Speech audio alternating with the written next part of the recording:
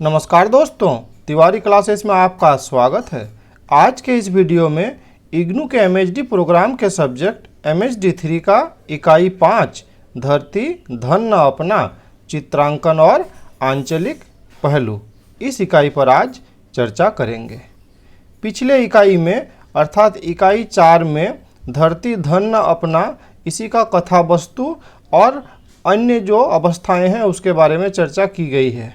तो अगर आप इकाई 4 को नहीं देखे हैं तो बेहतर होगा कि उन वीडियोस को भी देख लें, ताकि इस इकाई का भी कॉन्सेप्ट बहुत आसानी से समझ में आए। तो आज के इस इकाई में हम लोग मुख्यतः चरित्र चित्रण करेंगे या फिर चरित्रांकन करेंगे कुछ प्रमुख चरित्रों का, और उसके बाद इसका जो आंचलिक पहलू है इस उपन्यास का, इस पर चर्चा करेंगे। अगर चरित्रांकन का बात करें तो इसमें जो नायक है काली है ना, नायिका कह सकते हैं आप ज्ञानो, वैसे ही जो कुछ अन्य दलित चरित्र है और जो वर्चस्ववादी कुछ सवर्ण चरित्र है, तो इन सब का चरित्र चित्रण करेंगे। और जो अंतिम टॉपिक है इसका आंचलिक पहलू है ना, तो इस पर भी चर्चा करेंगे। ठीक है, आप जानते हैं कि ये जो चरित्रांकन है इससे संबंधित प्रश्न भी एग्जाम में पूछे जाते हैं, और आंचलिक पहलू को तो सीधा सीधा ही पूछा जाता है।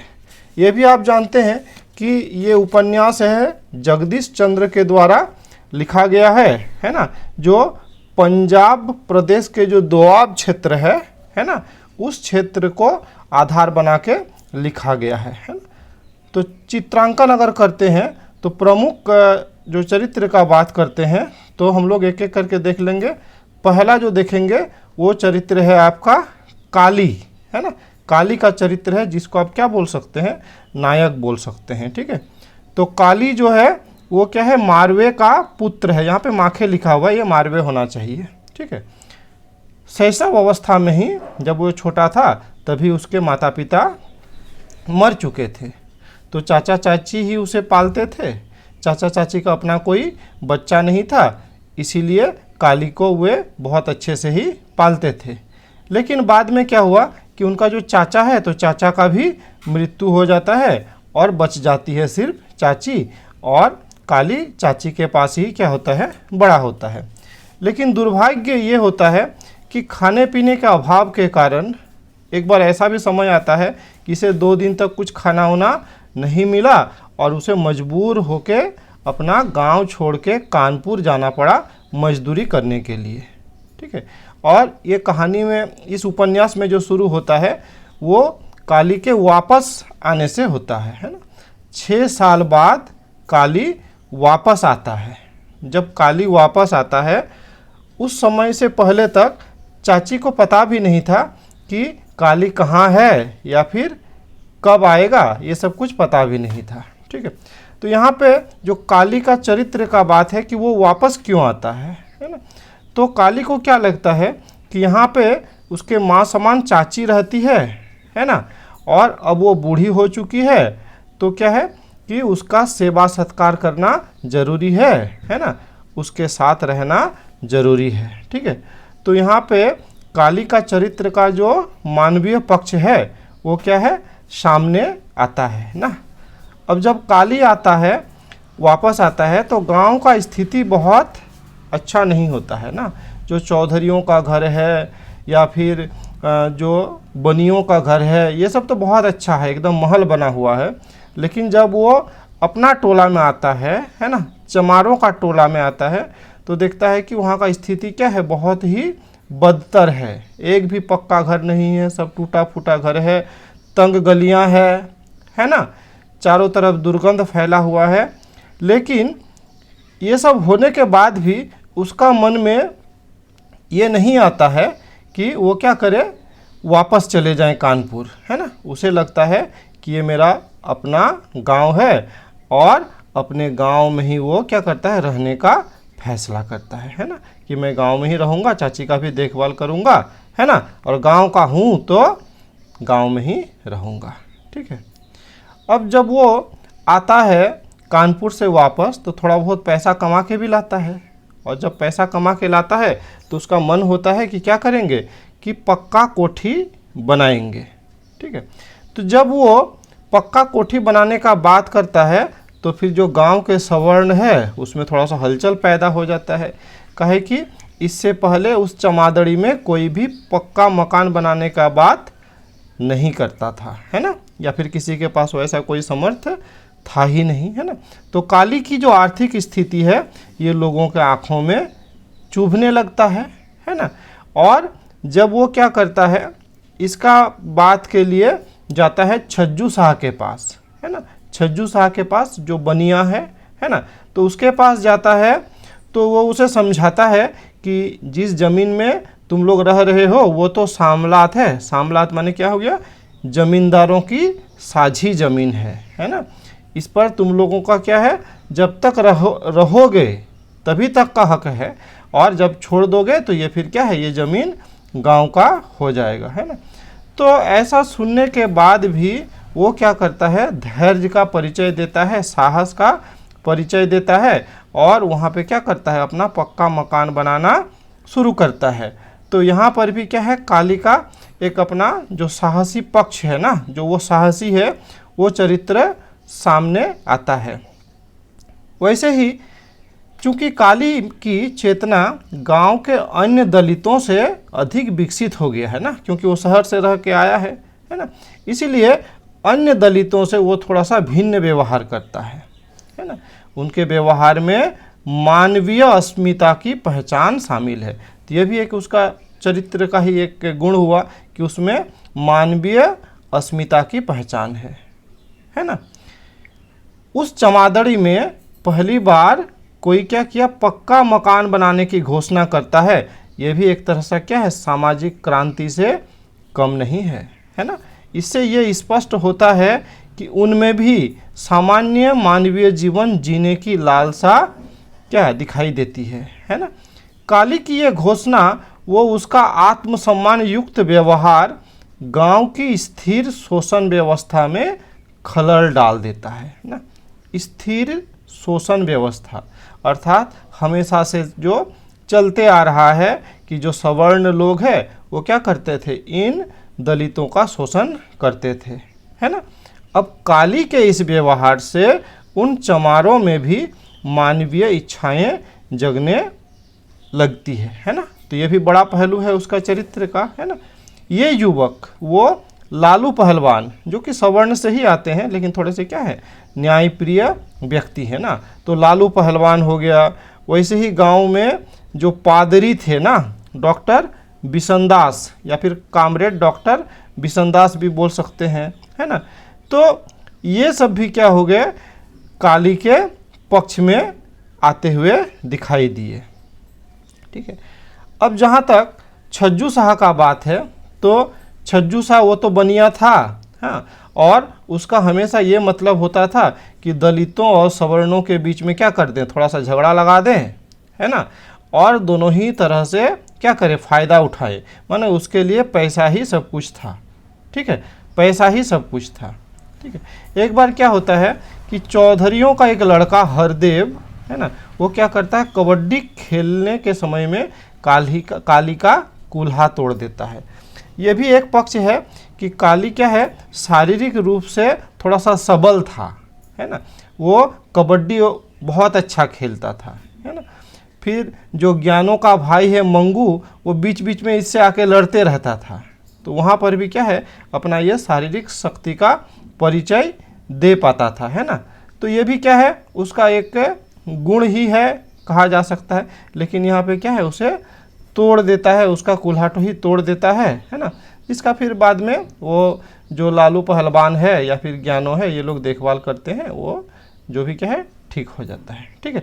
तो इस तरह से ये भी पता चलता है क्या कि कबड्डी का खेल का बात हो या बाढ़ के समय ना, जो चौधरियों से जब बगावत करने का समय आता है, या फिर मंगू के साथ जब लड़ाई झगड़े का बात हो, तो उसके क्या है, शारीरिक क्षमता का भी पता चलता है कि वो शारीरिक रूप से भी क्या है, सक्षम है, शारीरिक रूप से भी कमज़ोर नहीं है ना। और मानसिक रूप से तो वो दृढ़ व्यक्तित्व वाला है ही, है ना। बहुत ही स्थितियों में, बहुत सारी परिस्थितियों में उसके क्या है, धैर्य या धीरज को तो देखने मिलता ही है है ना। वैसे दृढ़ता का अगर बात करें, मानसिक दृढ़ता का बात करें, तो जब चौधरी और चमार के बीच क्या होता है, संघर्ष का बात आता है, तो वहाँ पर भी वो धैर्य और दृढ़ता का परिचय देता है। हाँ, ये भी उसका एक गुण है कि वो बलिदानी स्वभाव का है ना। हड़ताल के समय वो स्वयं क्या करता है, भूखा रहता है, और भूखा रहकर भी अपना सारा अनाज प्रीतों को दे देता है ना। प्रीतो उसी का क्या है, पड़ोसन है बोल सकते हैं ना। वैसे ही जब चाची का मृत्यु हो जाता है तो जो गांव के लोग, गांव की स्त्रियां शोक मनाने आती है, और शोक मनाने के बहाने जो चाची के द्वारा छोड़े गए गहने थे, रुपये थे, सब चुरा के लेके चला जाता है। ठीक है, लेकिन इतना होने के बाद भी क्या करता है, वो मानसिक रूप से टूटता नहीं है, टूटता नहीं है, वो सामान्य मान के छोड़ देता है। ये अवश्य है कि जब पैसा वैसा सब चोरी हो गया तो जो पक्का मकान बनाने का जो उसका इच्छा था वो क्या हो गया, अधूरा ही रह गया, कहे कि वो तो पूरा हो नहीं सकता था। ठीक है, ये कहा जा सकता है कि काली में जीवन की ललक है ना। वो जीना चाहता है, भरपूर जीवन आत्मसम्मान के साथ जीना चाहता है, इसीलिए वो चमार कहलाकर छुआछूत का व्यवहार सहन नहीं करता है ना। तो ये भी क्या है, उसका चरित्र का एक पक्ष है। ज्ञानों का भाई मंगू जो क्या करता था, चौधरियों का दलाली करता था, है ना, और बिना मतलब का काली से झगड़ा करता था, है ना, उसके साथ मारपीट भी करता था। लेकिन इतना होने के बाद भी जब मंगू को वो चौधरी लोग क्या करते थे, गाली देते थे, उसे कुत्ता चमार कह के पुकारते थे, तो वहाँ भी क्या है, काली तिलमिला उठता था, और वहाँ पर भी क्या है, वो मंगू के पक्ष में आता था, है ना। तो यहाँ भी दिखाया जाता है कि उसका जो चरित्र था वो क्या था, तो थोड़ा सा दृढ़ था, अपने समाज के उन्नति के लिए वो सोचता था, अपने व्यक्तिगत दुश्मनी को उस केस में क्या करता था, वो भूल भी जाता था। तो कहा जा सकता है कि सामाजिक क्रांति के आगाज का वो एक सूचक था, है ना। वैसे ही चौधरियों के साथ दिहाड़ी के प्रश्न पर काली का आगे बढ़कर बेगार का विरोध करना भी काली द्वारा सामाजिक क्रांति को ही आगे बढ़ाने वाला एक कदम है ना। बेगार बना के काम कराते थे चौधरी लोग, है ना। तो मिला जुला के ये लोग क्या किया, लड़ा, है ना, काली के नेतृत्व में ही ये लड़ा, और क्या है, कुछ हुआ या नहीं हुआ, कम से कम आधी दिहाड़ी पर तो लोग क्या हो गए, राजी हो गए। ठीक है, तो ये सब जो हम लोग अभी तक देखे, तो ये काली का चरित्र का जो अच्छा पक्ष है ना। अब उसके चरित्र का कुछ क्या है, कमजोरी भी है ना, या फिर उसका चेतना में कुछ पिछड़ापन और कुछ अंतर विरोध भी सामने दिखाई देता है, जो उसके कमजोर पहलुओं को रेखांकित करते हैं। उदाहरण के स्वरूप जब क्या होता है, ज्ञानों के साथ उसका जो संबंध है, उसे पता था कि गांव के लोग इसे मानेंगे नहीं, तो या तो उसे कानपुर ही ज्ञानों को लेकर चल जाना चाहिए था, है ना।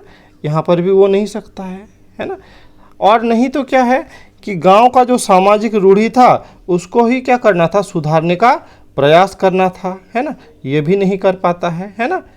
इसी के कारण क्या होता है, ज्ञानों की मृत्यु भी हो जाती है ना। तो ये एक उसका कमज़ोर पक्ष। वैसे ही अगर दूसरा कमज़ोर पक्ष का बात किया जाए, तो जब उसकी चाची क्या होती है, बीमार होती है ना, तो बीमार के समय भी ये क्या करता है, इस पक्ष को दिखाई देता है। वो पहले तो दवाई लाता है ना, डॉक्टर बिशनदास जो है उसके पास दवाई ववाई तो लाता है, लेकिन जब 2-1 दिन में वो ठीक नहीं होती है तो फिर वो चला जाता है ओझा के चक्कर में। अर्थात क्या, वो शहर में रहने के बाद भी अपना जो पुराना अंधविश्वास है उसको छोड़ नहीं पाता है, और यही झाड़ फूक उसकी चाची की मृत्यु का कारण बन जाता है। ठीक है, तो यहाँ पर थोड़ा सा उसका जो क्या है, विचारधारा है, यहाँ पे विकसित नहीं हो पाया, है ना।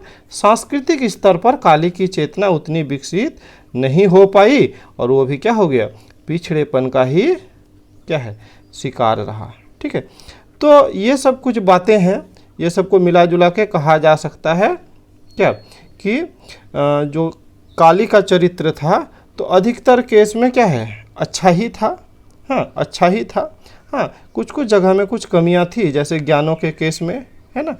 हाँ, माने कुछ कारण ये भी हो सकता है कि काली के कारण ही क्या हुआ कि ज्ञानों का हत्या हुआ, है ना। काली वहाँ कुछ कर सकता था लेकिन कर नहीं पाया ना। तो काली अंतिम परिणति में भी दुखांत चरित्र ही है। तो पहला तो ये हो गया कि ज्ञानों का मृत्यु हो गया, और अंत में ऐसा है कि काली को अपना गांव छोड़कर निसहाय रूप से फिर से क्या करना पड़ा, भागना पड़ा, है ना। तो ये हो गया आपका काली का चरित्र। अब अगर ज्ञानों के चरित्र का बात करें तो बोल सकते हैं कि इस उपन्यास की जो नायिका है वो ज्ञानों है ना। वो खुद क्या है, बहुत ही माने जन्मजात विद्रोहिनी है बोल सकते हैं, हाँ, लेकिन अंदर से संवेदनशील भी है और इधर दृढ़ स्वभाव की भी है ना। मिला जुला के आप बोल सकते हैं कि काली से भी अधिक बेहतर कैरेक्टर ये सामने आती है ना, इस उपन्यास में। तो इसका हम लोग देख लेंगे। तो कह सकते हैं कि ज्ञानों, है ना, इस उपन्यास का दूसरा प्रमुख चरित्र है ना। ज्ञानों जस्सो की बेटी है और मंगू की बहन है। मंगू, जिसके बारे में चर्चा किया जा चुका है ना, कि ये क्या करता है, चौधरियों का ही चापलूसी करता था, दलाली करता था, है ना, ठीक है। लेकिन उसी की बहन अर्थात ये ज्ञानों, ये तो जन्मजात विद्रोहिनी है, कभी कोई अन्याय सहन नहीं करती है, और इसी स्वभाव के कारण ही काली का भी मन वो जीत लेती है ना। ज्ञानों संवेदनशील और दृढ़ स्वभाव की लड़की है ना। जब चौधरियों से जीतू पीटता है ना, तो फिर क्या करती है, ये ज्ञानों ही उसका देखभाल करती है ना। चाची प्रतापी हो गया या काली, उसका भी क्या है, वो हर समय देखभाल करती है ना। एक बार ऐसा भी हुआ जब कबड्डी खेल के दौरान जीतू काली का क्या हो गया, पैर कुल्हा ही तोड़ दिया गया ना। तो उस समय में भी ये ज्ञानों क्या की, उसका देखभाल की, है ना। ज्ञानों के चरित्र में दृढ़ता उसका एक बड़ा गुण है। कई अर्थों में वो काली से भी अधिक दृढ़ चरित्र है। किसी चौधरी की मजाल नहीं है कि वो उसे छेड़े, तंग करे। हालांकि चमारों की लड़कियों को चौधरी अपना चारा ही समझते हैं, अर्थात दूसरी लड़कियों को, दूसरे औरतों को भले ही चौधरी लोग क्या करे, यौन शोषण करने का साहस करे, लेकिन ज्ञानों को छेड़ने का कोई साहस ही नहीं कर पाया, है ना। साथ ही जब पक्का मकान बनाने का बात करता है काली, है, उस समय भी ज्ञानों क्या करती है, बहुत खुश होती है ना, और उसे खूब क्या करती है, उत्साहित करती है ना। जब भी काली निराश होता है तो ज्ञानों क्या करती है, उसे सहारा देती है ना। माने ज्ञानों का जो सुदृढ़ व्यक्तित्व है वो क्या करती है, उसका सहारा देती है, और गांव में रहकर मुश्किलों से जूझने का फैसला करती है, ठीक है। कबड्डी खेल वाला भी बताया गया कि कबड्डी खेल में एक बार क्या हो गया था, इसका कुल्हा टूट गया था, तो उस समय भी ये क्या की थी, सेवा सत्कार की थी, हाँ। वहीं पर भी इसका पहली बार शारीरिक संबंध भी काली से स्थापित हो गया, जिसके बारे में वो खुद खुश नहीं थी, हाँ। और हाँ, उसे बहुत शर्म और डर का वो महसूस भी कर रही थी, और आप जानते हैं कि अंततः यही कारण हुआ, है ना, वो गर्भवती हो गई, है ना, और उसकी माँ और भाई दोनों मिलकर इसको जहर दे दिया और इसकी क्या हो गई, मृत्यु हो गई, है ना। अर्थात ये उसको पसंद नहीं था, ज्ञानों को पसंद नहीं था, लेकिन अब हो गया, है ना। तो इस तरह से जो स्त्री पुरुष शारीरिक संबंधों का कीमत वो स्त्री को अपने प्राण की आहुति देकर ही चुकानी पड़ी ना, और ज्ञानों भी क्या है, इसी का शिकार बन गई, ठीक है। अब अगर चमार संघर्ष के समय का बात करें तो उस समय भी ज्ञानों पूरे उत्साह में थी, है ना, लेकिन काली का पूरा ध्यान रखते हुए भी वो स्वाभिमानिनी लड़की थी, है ना। और काली द्वारा जब उसका अवमानना किया गया तो वो भी क्या करती है, काली को फटकार देती है ना। ज्ञानों का जो दुखद अंत वो क्या है, अत्यंत मार्मिक है। इस बारे में हम लोग क्या किए, मैंने बात किए, है ना। वो बहुत कुछ की इसे बचाने के लिए ना, लेकिन कोई माना ही नहीं। हाँ, सबको ये लगता था कि ये क्या है, उसी टोले की है, तो आपस में ये लोगों में क्या होना चाहिए था, भाई बहन का रिश्ता होना चाहिए। हाँ, ऐसे कोई उन लोगों का डायरेक्ट रिश्तेदारी था नहीं, फिर भी उस टोले के लोगों को ऐसा लगता था। ठीक है, इससे बचने के लिए ज्ञानो तो पादरी के पास भी गई है ना, जो ईसाई मिशनरी सब में थे ना, ये भी बताई कि ठीक है हम अपना धर्म भी चेंज कर सकते हैं, लेकिन इतना होने के बाद भी क्या है, वो अपने को बचा नहीं पाई है ना, और उसका क्या है, जीवन का दुखद अंत हो गया। ठीक है, तो ये हो गया आपका ज्ञानों का चरित्र।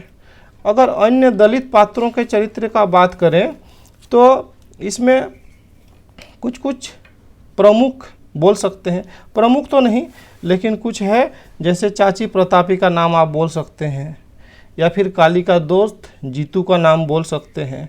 वैसे ही ताई निहालो है ना, और पड़ोसी ये निक्को प्रीति परिवार है। वैसे ही लच्छो नाम की एक शोषित लड़की है ना, गांव में ही क्या है, ये जो बाबा फत्तो या ताया बसंता है ना, जो क्या है फैसला करते थे, तो ये सब भी थे है ना, जो दलित चरित्रों में क्या है, प्रमुख कहा जा सकता है। ठीक है, नंद सिंह थे, हाँ ये छूट गया, नंद सिंह और मंगू ये दोनों भी प्रमुख है, और कहा जाए तो ये दोनों का ही क्या है, विशेष उपस्थिति दिखता है। कहे कि इन दोनों का चरित्र थोड़ा सा अलग है। मंगू खुद चमार होते हुए भी क्या है, अधिकतर समय चौधरियों का ही क्या करता था, दलाली करता था है ना। मतलब ये खुद दलित है, खुद चमार है, लेकिन चमार के ही अगेंस्ट में वो काम करता था है ना। इसी के कारण क्या हुआ, जीतू का पिटाई हुआ। इसी के कारण बहुत सारे दलित स्त्रियों का भी क्या हुआ, चरित्र हनन हुआ है ना। तो ये एक अलग टाइप का चरित्र था ये मंगू। हाँ, लेकिन इतना होने के बाद भी जब ज्ञानों की मृत्यु हो जाती है या फिर ज्ञानों को मार दिया जाता है ना, वही मारता है ना, वो भी उसमें शामिल है। लेकिन वहाँ पर क्या है, मरने के बाद वो रोता हुआ दिखता है ना। मतलब ये लेखक दिखाने का प्रयास किया है कि इतना गलत करने के बाद भी उसमें मानवीयता का कुछ ना कुछ अंश तो बचा है ना। और दूसरा चरित्र का जो बात कर रहे हैं, नंद सिंह है ना, तो नंद सिंह वो भी चमार का बस्ती का क्या है, चमार ही है, लेकिन क्या है, वो इस पर भरोसा नहीं है, चौधरी के भरोसे नहीं है ना। वो क्या है, खुद अपना बिजनेस कर सकता है, या फिर आप बोल सकते हैं कि वो अपना क्या है, जूते का कारोबार करता है, जूता बनाता है और बेचता है। लेकिन वो स्वावलंबी होने के बाद भी कोई फ़ायदा नहीं है, चौधरी लोग उसको चमार, कुत्ता चमार ऐसा करके ही पुकारते हैं। बहुत वो अपमानित होता है और उसे लगता है कि हमें तो इन अपमानों से छुटकारा पाना ही है, और ये सोचकर वो क्या कर लेता है, सिख धर्म का दीक्षा ले लेता है। सिख धर्म में यह बताया जाता है कि यहाँ पे भाईचारा और समानता का बात बताया जाता है ना, लेकिन वहाँ भी इसे कुछ अपना सामाजिक दशा में सुधार नहीं दिखता है, और फिर वो धर्म परिवर्तन कर अब ईसाई धर्म बन जाता है ना। लेकिन इतना सब होने के बाद भी उसका जो सामाजिक स्थिति है, तो सामाजिक स्थिति में ज़्यादा परिवर्तन नहीं होता है। उसके साथ जो छुआछूत है, उस ना जो भेदभाव है, वो क्या है, नियमित रूप से चलते रहता है, उसमें ज़्यादा कोई परिवर्तन नहीं होता है। ठीक है, तो ये दिखाया गया। वैसे ही अगर इसका बात किया जाए, जो काली की चाची है उसका चरित्र का बात अगर बताया जाए, तो वो क्या है, आजीवन दुख ही झेली है ना, आजीवन कष्ट ही सही है ना। उसका अपना तो कोई बच्चा था नहीं, ये काली ही क्या था, उसका भतीजा था, या फिर आप बोल सकते थे कि बेटा समान यही था है ना। अकेली रही है ना, अधिकतर समय क्या रही, अकेली रही। जब काली गांव लौटता है ना, तब उसके मन को क्या है, चैन पहुंचता है ना, और अंत में तो झाड़ फूक के चक्कर में उसका जान ही जाता है ना। वैसे ही अगर ताई निहालों का बात किया जाए या जीतू, वो भी क्या है, साधारण लेकिन न्यायप्रिय दलित चरित्र है ना। अगर प्रीतो निक्कू परिवार का बात किया जाए है ना, तो जो कि काली का पड़ोसी है, तो निक्कू क्या है, पूरा निठल्ला आदमी है, घर में पड़ा रहता है और 10-11 बच्चों का बाप है। घर चलाने के लिए उसकी पत्नी प्रीतो वही काम करती है और उसके कम उम्र की बेटी लच्छो वो भी कच्ची उम्र में ही चौधरी के यहाँ काम करने लगती है और कच्ची उम्र में ही हरदेव के हाथों यौन शोषण का शिकार होती है ना। जो प्रीतो है वो तो सारी उम्र यौन शोषण का शिकार होती रही, है ना। दलितों की बहुत सारी स्त्रियां चौधरियों या अन्य सवर्णों के हाथों यौन शोषण का शिकार होती ही है ना। तो इस तरह से बोला जा सकता है क्या कि जो दलित चरित्र है तो मुख्य रूप से यही थे। हाँ, और 2-3 चरित्र थे जो क्या है गांव में फैसला वैसला करते थे, है ना। जैसे बाबा फत्तो, ताया बसंता, ये सब का जो नाम आता है ये दलित समुदाय के प्रतिष्ठित बुजुर्ग हैं।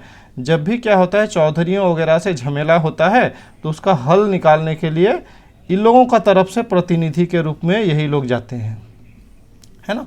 बीच में जब काली आया, है ना, तो काली का स्वतंत्र व्यक्तित्व देख बहुत सारे दलित युवक ये सोचे कि अब नेतृत्व किसको करना चाहिए, काली को ही करना चाहिए।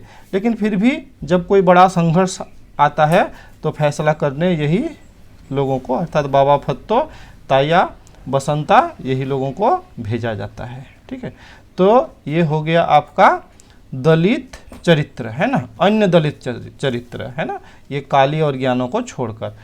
अब अगर बात किया जाए जो सवर्ण चरित्र है ना, तो सवर्ण चरित्र में इसमें भी कुछ पात्र हैं थोड़ा इम्पोर्टेंट हैं, है ना। ठीक है, जैसे हरनाम सिंह, है ना, हरनाम सिंह का भी नाम आप सुने, हरदेव, छज्जू शाह, पंडित संतराम, डॉक्टर क्या है विशन दास, लालू पहलवान। ठीक है, तो ये अलग अलग तरह का क्या है चरित्र है। जैसे अगर इसका बात किया जाए, लालू पहलवान का बात किया जाए, वो सवर्ण होते हुए भी थोड़ा क्या है न्यायप्रिय व्यक्ति हैं जो मजदूरों के साथ मानवीय व्यवहार करते हैं, सुख दुख और तकलीफ के समय उनके घरों में जाने में भी कोई संकोच नहीं करते। ठीक है, वहीं अगर चौधरी हरनाम या फिर हरदेव का बात किया जाए तो ये तो एकदम उदंड स्वभाव के हैं, जब तब आके इन दलितों को क्या करते हैं मारने लगते हैं। चरित्र से तो गिरा हुआ है ही, है ना, कभी भी इन दलित औरतों का, लड़कियों का यौन शोषण करने के लिए तो तैयार बैठे रहते हैं। ठीक है, लेकिन अब अगर लालू पहलवान का बात किया जाए जो कि ऐसे तो न्यायप्रिय व्यक्ति लगते हैं, है ना, जब काली संकट के समय में होता है तो ये क्या करता है उसको मजदूरी के लिए भी रखता है। लेकिन जब लास्ट में दलित चौधरी के बीच संघर्ष चलता है तो उस समय क्या करता है ये लालू अपने ही वर्ग के साथ खड़ा रहता है, मतलब तब वो किसका साथ देता है तो सवर्णों का ही साथ देता है। ठीक है, वैसे ही एक चरित्र है, ठीक है, क्या है घडम बोल के, है ना, तो घडम बोल के घडम चौधरी। ठीक है, तो ये थोड़ा सा हास्य व्यंग की स्थिति पैदा करता है। कुछ काम उम तो वो करता नहीं है, सिर्फ क्या करता है घूमता है, लोगों को डराता है, लोगों को हंसाता है और ऐसे करके ही अपना कमीशन निकाल के वो चलता है। ठीक है, वैसे ही अगर कुछ और महत्वपूर्ण चरित्र का बात किया जाए तो एक बनिया छज्जू शाह है ना, तो ये बनिया है और हमेशा से ही इसका मतलब रहा है कि अपना किसी तरह से कमाई हो, ज़्यादा से ज़्यादा कमाई हो और इसके लिए ये कुछ भी कराने के लिए तैयार है। चौधरियों और दलितों को लड़वाने में वो आगे रहते थे, हाँ, दोनों को उकसा देते थे, दोनों में जैसे लड़ाई हो और उसका फ़ायदा उसको हो जाए। हाँ, और इन लड़ाई में जब वो देखता था कि अरे ये तो उल्टा पड़ गया, इसमें तो मेरा ही हानि हो रहा है, तो फिर वो खुद ही सामने आता था और दोनों पक्षों को समझौता कराने लगता था। मतलब उसके लिए पैसा ही सबसे बड़ी सामाजिक सत्ता है। ठीक है, इसका उदाहरण ऐसे भी मिलता है कि जब कानपुर से कुछ कमाई करके लालू वापस लौटता है, सॉरी लालू नहीं, काली वापस लौटता है, तब ये क्या करता है, जब इसे पता चल जाता है कि अब तो उसके पास पैसा है ना, तब वो काली को बाबू कालिदास कह के पुकारता है। ठीक है, उसका ये भी याद दिलाता है कि उसका चाचा उससे कुछ उधार लिए थे, है ना, और वो पैसा भी काली से वापस ले लेता है। और अंत समय में जब काली का स्थिति बहुत खराब हो जाता है तो फिर वो काली को काली ही बोल के पुकारता है। अर्थात जब पैसा था तो बाबू कालिदास हो गया, अब पैसा खत्म तो फिर से काली का काल ही रह गया। ठीक है, तो ये भी एक अलग तरह का क्या है, प्रतिनिधि है, या फिर बोल सकते हैं कि सवर्ण चरित्र है ना। वैसे ही पंडित संतराम का बात किया जाए, है ना, तो ये भी इसी तरह के हैं तो पंडित, है ना, हैं तो पंडित, हैं तो धार्मिक, लेकिन छुआछूत का व्यवहार करते हैं, है ना। एक बार जब दलितों को पानी नहीं मिल रहा था तो जैसे ही उन लोगों का कुएं में पानी लेके गए तो ये खुद भगाता है ना, दौड़ाता है, तो बहुत छुआछूत करते हैं। लेकिन अगर दलित स्त्रियां देखे तो फिर उसका लार टपकने लगता है, मतलब यहाँ से फिर क्या होता है, वो अपना यहाँ पे उसको कोई दिक्कत नहीं लगता है, यौन शोषण करने में कोई दिक्कत नहीं लगता है, ऐसे छुआछूत तो वो बहुत ही मानता है ना। और कुछ चरित्र है जिसमें से मुख्य रूप से क्या है, डॉक्टर विशनदास का बात किया जा सकता है ना। ऐसे तो खुद को क्या कर सकते हैं कि हम कम्युनिस्ट हैं, हाँ, ऐसे जाति से क्या थे, वो ईसाई थे, और इनका जो मुख्य उद्देश्य क्या था, डॉक्टर तो थे ही, दवाई उवाई तो लोगों को देते ही थे, साथ में जो मुख्य उद्देश्य क्या था कि लोगों को ईसाई धर्म में दीक्षित कराना या फिर ईसाई धर्म में कन्वर्ट कराना। ठीक है, तो बोला जा सकता है ये क्या है, एक सुविधा भोगी मध्यवर्गीय चरित्र है ना। नाम तो लेते हैं कि कम्युनिस्ट हैं ना, लेकिन वो सही कम्युनिस्ट भी नहीं थे। ठीक है, सिर्फ अपना फायदा निकालना यही उनका उद्देश्य था। ठीक है, तो मुख्य रूप से यही है आपका जो सवर्ण चरित्र का बात किया जाए। ठीक है, तो इस प्रकार आज के इस वीडियो में इतना ही देखते हैं। इसका जो अगला टॉपिक रह गया है ना, धरती धन अपना का आंचलिक पहलू, इसको हम लोग अगले वीडियो में देख लेंगे। ठीक है, इस वीडियो में मेरे साथ बने रहने के लिए बहुत बहुत धन्यवाद।